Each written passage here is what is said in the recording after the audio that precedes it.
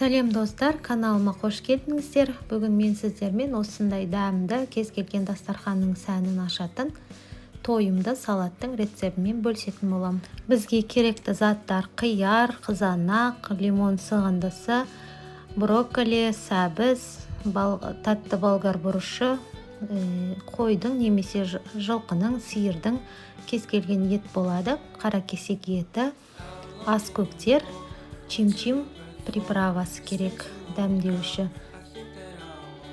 сарымсақ және соя. Етті соломка деп айтып жатамыз. Соломка сияқты, таяқшалар сияқты турап алып, сояға бұқтырып қоямыз, яғни мариновать етіп қоямыз. Одан кейін осындай ақ капустаны және брокколиді салат ішінде ауызға сиятындай мөлшерде әркім өзіне ұнағанша жасауға болады. Бұның қатып қалған заңдылығы жоқ. Табаққа салып, тұзын, лимон шырынын қосып, су құйып, газға бір бұрқ еткізіп қайнатып аламыз. Енді өздеріңізге ұнағанша кішкене 1-2 минут ұстауға да болады. Кей адамдарға жұмсағы ұнап жатады, маған кішкене тірілеу болып кіртілеп тұрғаны ұнайды. Осылай брокколиді де майдалап турап, дәл ақ капустадағыдай лимон сығындысын қосып, суымен, тұзбен газға қоямыз. Бұлар қайнап шығамын дегенше, ары қарай біз салаттардың керек заттарын тураймыз. Татты болгар бұрышы маған 3 бұрышты өлшемде кескен ұнайды. Осылайша видеода көрсетілгендей ішін жақсылап тазалап алып, 3 бұрышты секілді пішінде туралап шығамыз. Мен тәтті бұрыштың 3 түрлісін алдым: жасыл, сары, қызыл түстерін. Енді кімде қандай болгар бұрышы бар, соны пайдалана берсе болады. Тек қана қызылды салса да болады. Әр түсті болғандықтан салатқа әдемі өң беріп тұрады. Достар, каналым қызық болса маған подписаться нүктесін басып, жазылып, лайк, комментариймен қолдап отыруларыңызды сұраймын. Осылайша барлық тәтті болгар бұрышын бірдей өлшемде кесіп турап аламыз.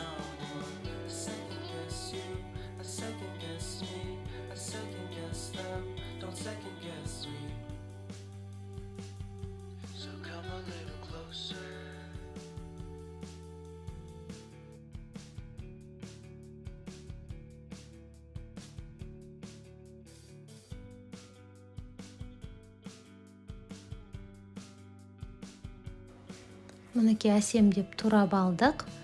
Енді келесі сәбізге көшеміз. Сәбізді осындай корей салатына арналған теркадан өткіземіз. Қатты майда болып кетсе де болмайды. Осындай дәл осы өлшемде салаттың ішінде сәбіз әдемі көрінеді. Жегенге де ыңғайлы болады. Мен бұл жерде салаттың мөлшерін көп қылдым, өйткені қонаққа даярлаған болатынмын. Сіздер 1-2 сәбізден, 1-2 қиярдан кішкене бір жегенге қана жасай берсеңіздер болады. Мінекей сәбізіміз осылай болып шығады. Енді қиярды тураймыз. Қиярды ортасынан пышақпен бөліп алып, менің ирелек пышағым сынып қалған еді. Енді теркамен осылай турауға тура келді. Осындай ирелек пышақпен әдемілеп үшбұрыштап, болгар бұрышының өлшемімен бірдей етіп турап аламыз. Мінекей қиярымыз дайын болып қалды. Енді қызанаққа көшеміз. Қызанақты тек қана сыртындағы қатты бөлігін ғана аламыз. Ортасындағы жұмсақ согы бар бөлігін бөліп алып тастаймыз. Өйткені салаттың ішінде су қатты бөлініп, бұлжырап кетеді. Сондықтан мен тек қана сыртын бөліп алып тураймын салатқа. Мінекей қызанағымызды дәл болгар бұрышындай 3 бұрышты қып турасақ болады, немесе өзіңіздің қалауыңызша соломка тәріздес қып турасақ та болады. Достар, каналыма тіркеліп, лайк, комментариймен қолдап, достарыңызбен бөлісіп қойсаңыз болады. менің осындай еңбегімді бағалағандарыңызға қуанып қалар едім.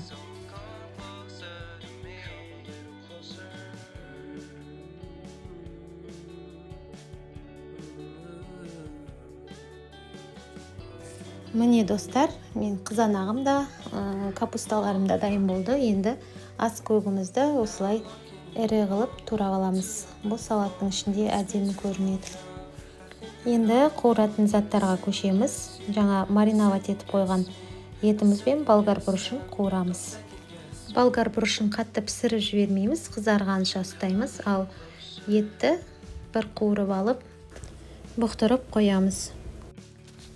Барлық заттар дайындап алдық, енді араластыруға көшеміз. Мінекей брокколи, капуста, сәбіз, қияр, помидор, қызанақ, яғни қуырылған болгар бұрышы, етімізді, ас көктерімізді және чим-чим дәмдеу үшін қуырылған бір бас пиязды,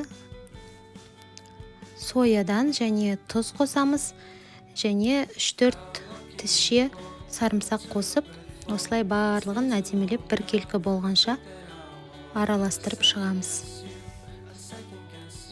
Барлық жағына бірдей дәмдеуішіміз жетуі керек.